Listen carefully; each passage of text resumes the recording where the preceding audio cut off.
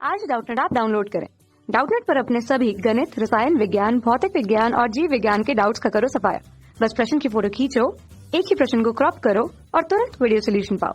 अभी डाउनलोड करें। नमस्कार दोस्तों, हमारा प्रश्न है कि दोस्तों यहाँ पर हमें प्रश्न पूछा गया है कि ये हमारे पास है Cu, कॉपर, Ag तथा Au।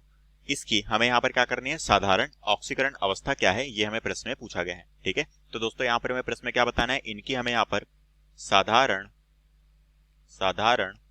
ऑक्सीकरण अवस्था के बारे में प्रश्न पूछा गया है कि इनकी साधारण ऑक्सीकरण अवस्था क्या है।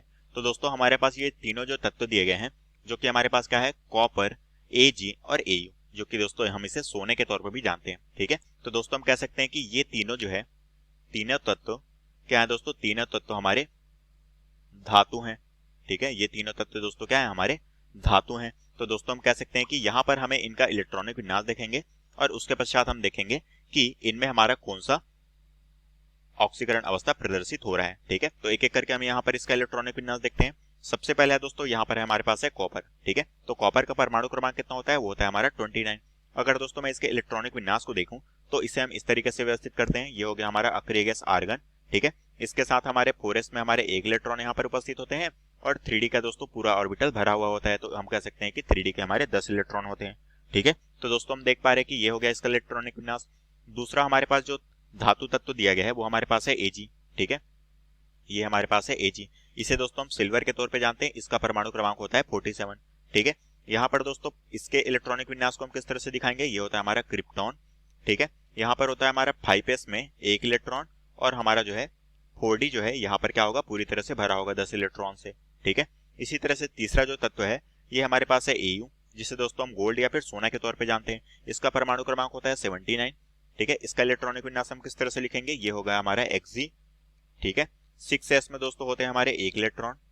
4f में दोस्तों इसका ऑर्बिटल भरा हुआ होता है 14 इलेक्ट्रॉन से और 5d भी पूरा भरा होता है 10 इलेक्ट्रॉन से। ठीक है, अब दोस्तों हम इसके साधारण ऑक्सीकरण अवस्था को देखते हैं। ठीक है, तो अगर दोस्तों मैं यहाँ पर इन सभी के साधारण ऑक्सीकरण अवस्था को देखूं तो s में दोस्तों यहाँ पर 1 इलेक्ट्रॉन है उपस्थित है, 3d तो पूरा भरा हुआ है। ठीक है, तो पूरा भरा हुआ है दोस्तों, तो इससे इलेक्ट्रॉन निकालना मुश्किल है।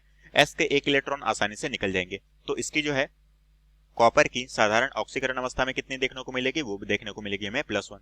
ठीक है, यहाँ पर भी दोस्तों सेम सिचुएशन है, 4d हमारा पूरी तरह से भरा है, 5s में 1 इलेक्ट्रॉन है, तो यहाँ पर भी दोस्तों हमें +1 ऑक्सीकरण अवस्था देखने को मिलती है साधारण वाली। और ये वाला दोस्तों यहाँ पर 14 इलेक्ट्रॉन है और 10 इलेक्ट्रॉन।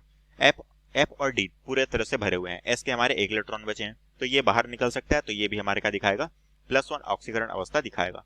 ठीक है, तो हम कह सकते हैं कि ये तीनों धातु तत्व हैं, ये हमारे +1 ऑक्सीकरण अवस्था दिखाते हैं साधारण ऑक्सीकरण अवस्था के रूप में।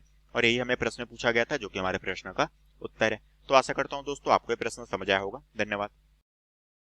कक्षा 6 से 12वीं से लेकर नीट, IIT, JEE वो एडवांस के लेवल तक 1 करोड़ से ज्यादा छात्रों का भरोसा।